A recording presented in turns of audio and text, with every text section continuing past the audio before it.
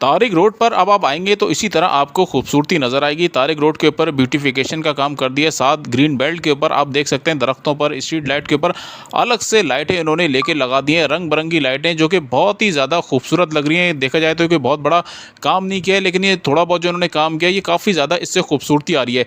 इसी तरीके से अगर हम अपने शहर में भी आस-पास हम खुद भी अगर इस तरह से कोशिश करें, या दीगर बल्दियाती नुमाइंदे, हुकूमती नुमाइंदे इस तरह से कोशिश करें, तो शहर को काफ़ी ज़्यादा साफ़ सुथरा बना सकता है। जैसे हमने देखा है कि दीवारों के ऊपर जो अजीब-अजीब मुहावरे लिखे हुए होते हैं, जादू टोने के लिखे हुए होते हैं, टोटके लिखे हुए होते हैं, वो सारे अगर साफ़ कर दें, उनको बिल्कुल क्लीन कर दें, रंग-बिरंगी दीवारें कर दें, तो कितना अच्छा लगेगा। ये आप देख सकते हैं कि कितना अच्छा लग रहा है तारिक रोड के ऊपर। इसी तरह बल्दियाती नुमाइंदों को, हुकूमती नुमाइंदों को चाहिए कि भाई शहर के सबसे पहले तो रोड बनाएँ, क्योंकि तारिक रोड के आप देख सकते हैं कि रोड भी बड़े साफ़-सुथरे हैं।